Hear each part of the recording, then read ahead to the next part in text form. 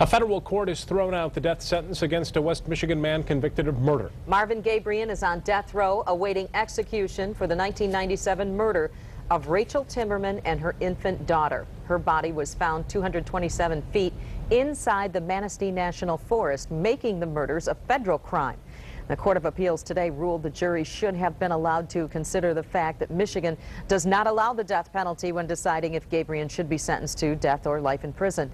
The court also wants to make sure that the jury felt that he deserved lethal injection beyond a reasonable doubt. The case now comes back to Grand Rapids, where a new jury will decide what sentence the convicted killer should get. 24-Hour News 8's Ken Kolker has been working this story since the beginning. He was on the scene to cover the murders back in 1997, and tonight he's got reaction to today's decision. Ken? Yeah, Brian, I spoke today with the father of murder victim Rachel Timmerman, who was 19 when Marvin Gabrion targeted her. I believe Mr. Gabrion should be put to death because of what he did to my daughter Rachel. He put her in handcuffs and chains. He chained cement blocks to her. He wrapped her entire head with duct tape. He put her on a boat and drug her out into the middle of Oxford Lake, and then he threw her in. She was alive when she went under. If that doesn't deserve the death penalty, what does? The lake was on federal land, which is why Marvin Gabrion could get the death penalty in a state that doesn't otherwise allow it. And there's also the disappearances of two men, the death of a third man, and the disappearance of Rachel's year-old daughter Shannon, Tim Timmerman's granddaughter. Police searched the same lake for Shannon, believing Gabrion had dumped her there with her mom.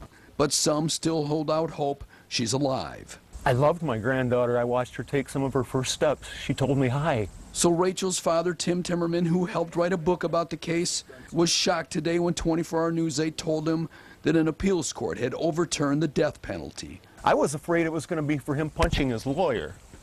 I thought that's why he was going to get off. Not because of Judge Bell making a mistake. I would have never guessed that. The apparent mistake?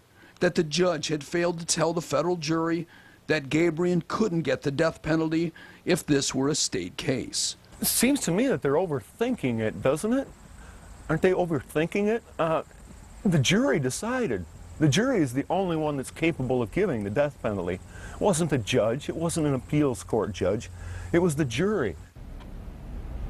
Tonight at 5:30, we visited Marvin Gabrion's old home in White Cloud today, and you'll be surprised at what we found still there from 14 years ago. Back to you.